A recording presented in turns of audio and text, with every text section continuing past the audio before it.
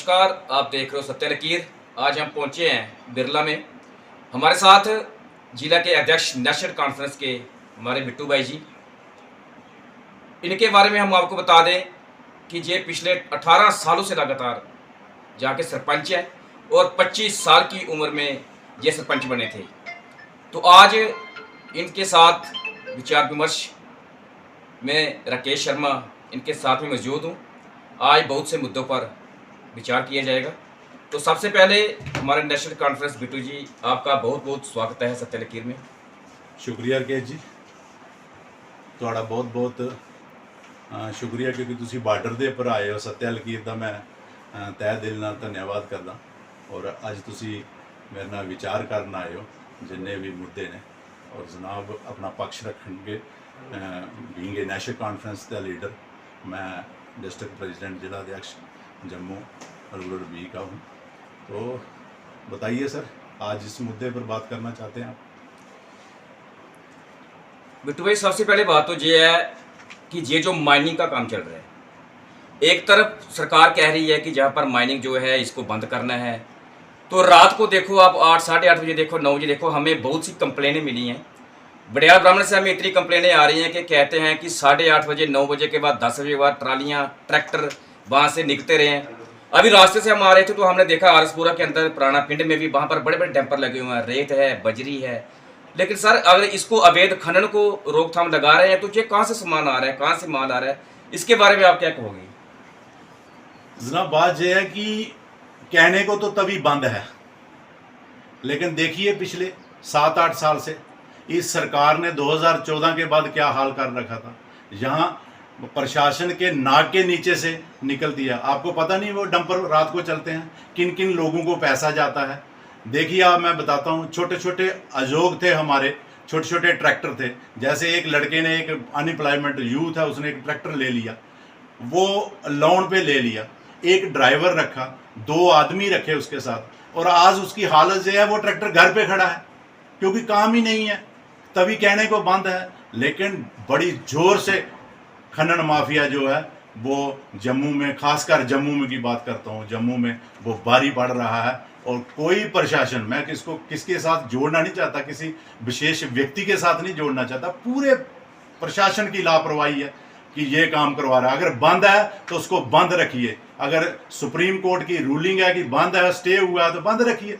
ये क्यों कर रहे हैं ऐसा, मुझे आज तक ये समझ नहीं आ रही। और आपको भी पता है कौन लोग करवा रहे हैं, आपको भी पता है किन लोगों का माफिया है, और जो प्रशासन में लोग बैठे हुए हैं, जो इधर बैठे हुए हैं, वही करवा रहे हैं। जिनकी हुकूमत है डायरेक्ट और इनडायरेक्ट, वो करवा रहे हैं, आपको भी पता है। बाकी किसी को, आम आदमी को तो वो निकालने नहीं देते हैं। आप देखिए रास्ते में कितने ट्रैक्टर चल रहे हैं, एक भी ट्रैक्टर नहीं चल रहा है।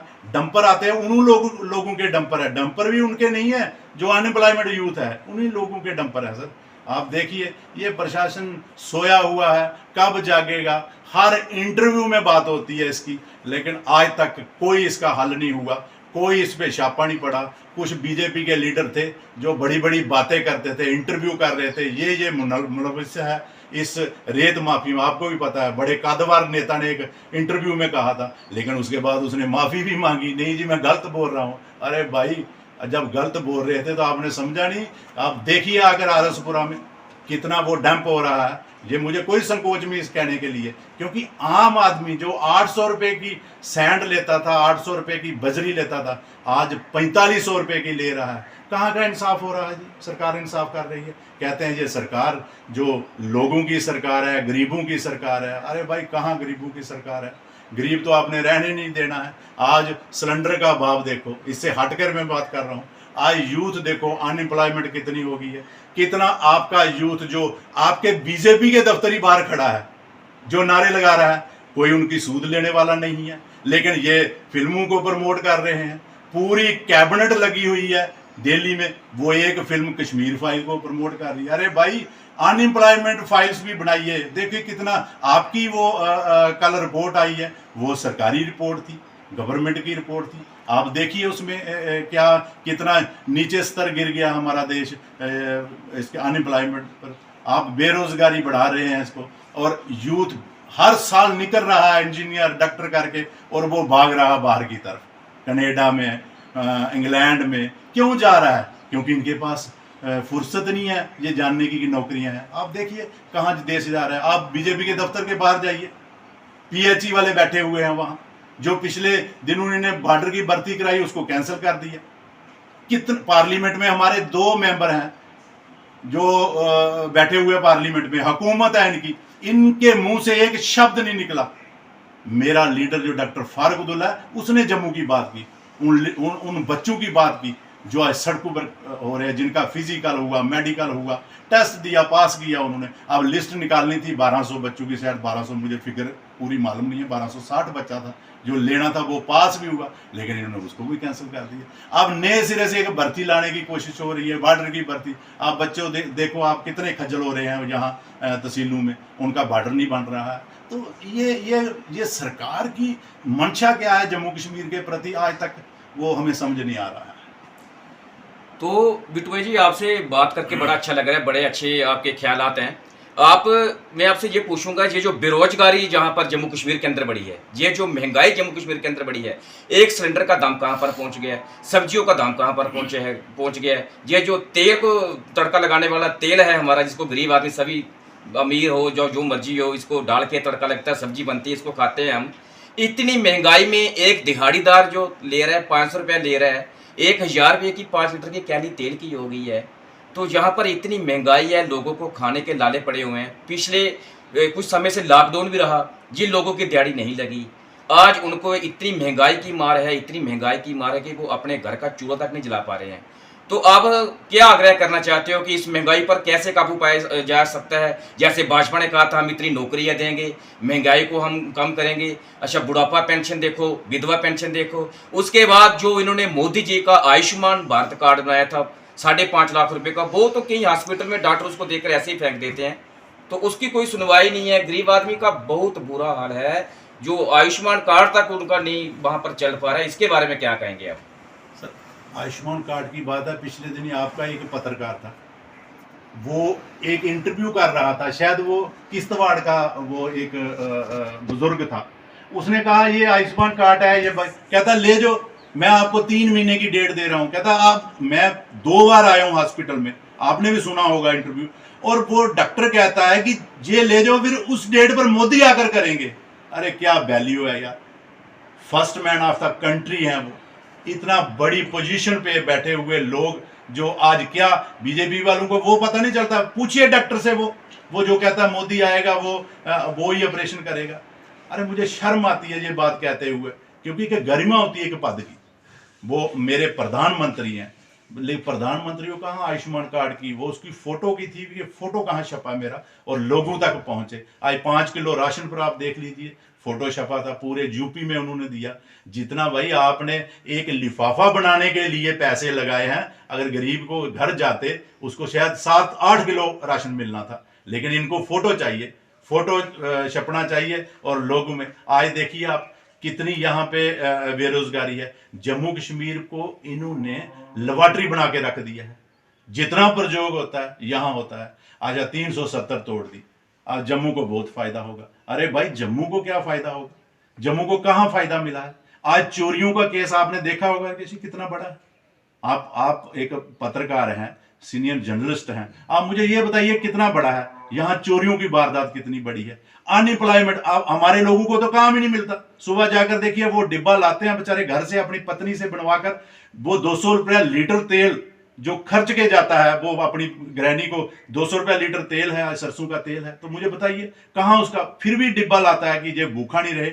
और आप आरसपुरा की बात कीजिए, 3 जगहों पर खड़े होते हैं और वही डिब्बा खाकर घर वापस चले जाते हैं, क्योंकि यहां ना रेत बजरी की कीमत भी बढ़ गई है, सरियों का रेट भी बढ़ गया है। आप दालों का रेट देख लीजिए। अब किसान की बात करता हूं मैं, ये पूरा इलाका आपने देखा होगा कि सबसे बढ़िया बासमती पैदा करने वाला है। पिछले दिनों वो ऐन की घटना हुई थी हमारे, आज तक हमें मुआवजा, किन लोगों को मुआवजा नहीं दिया गया। और जो इंश्योरेंस कंपनी वाले थे, ये सारे भारत सरकार ने वो नियुक्त किए हुए हैं इंश्योरेंस कंपनी वाले, चाहे वो रिलायंस है, कोई भी इंश्योरेंस कंपनी वाला है। लेकिन वो क्या करते हैं कि जितने भी इंश्योरेंस कंपनी, आज तक एक बंदे को इंश्योरेंस नहीं इन्होंने दिया। और हमारे से हर महीने वो ले लेते हैं, प्रीमियर ले लेते हैं, हर 6 महीने के बाद हम प्रीमियर देते हैं। मुझे ये बताइए, आज तक नहीं इंश्योरेंस किसान को मिल रहा। ये कहाँ का इंसाफ हो रहा है? किसी के साथ भी जम्मू कश्मीर में और पूरे भारत में जितने भी लीडर हैं सब भेदभाव कर रहे हैं जम्मू कश्मीर के साथ। अच्छा बिट्टू भाई जी, ये जो अभी सुनने में आ रहा है, अभी हमारे पास बहुत सी रिपोर्टें भी आ रही हैं, बहुत से लोग हमें कह रहे हैं आके कि आप हमारी आवाज़ उठाएं, आप जनता को सच बताएं। ये तो एक पत्रकार का काम है, एक मीडिया का काम है कि लोगों के बीच में सच्चाई लाई जाए। अभी हाल में बात करें, अभी ये जो एक और आई थी कि 1,66,000 रुपये जो सरकार की तरफ से गरीब आदमी को दे रहा है कि वो अपना मकान बना सकता है जिसका घर टूटा फूटा है। लेकिन हमने जहां पर जाके सभी जगह जाके हमने दौरा किया है, वहां पर देखा है कि जिन लोगों के मकान ऑलरेडी पक्के बने हुए हैं, उनको जो उनके ठेकेदार हैं, उनके मंत्री हैं या उनके पद के ओहदेदार हैं, उनके मकान बना दिए हैं। जो गरीबी रेखा के लोग नीचे हैं, आज तक उनके ना तो मकान बन पाए हैं, ना ही उनका बीपीएल बन पाया है। एक आदमी है, उसके दोनों बेटे कमा रहे हैं, उसका अच्छी खासियत यहाँ पर सैलरी लगी हुई है, काम कर रहा है, उसका बीपीएल है, तो गरीब आदमी बीपीएल के बीच में नहीं आ रहा।